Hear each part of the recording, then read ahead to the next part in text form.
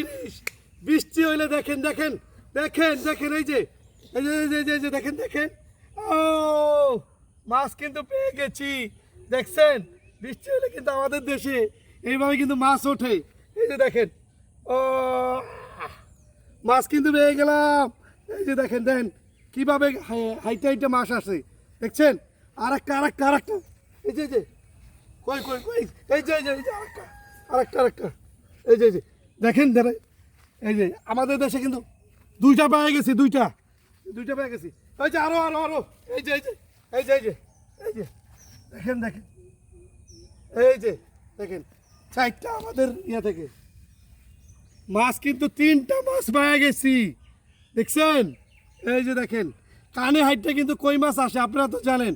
দেখেন এরম দৃশ্য আর দেখেন আমি জমিতে দেখতে আসলাম দেখতে এসে দেখি যে জমিতে মাছ উঠে গেছে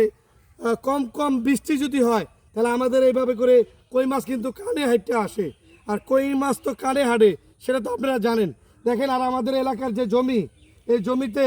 বর্তমানে এটাকে অনেকে ভেষণ বলে আর অনেকে কী জানি বলে আরেকটা এটা ভেষণও বলে আর একটা নাম হইল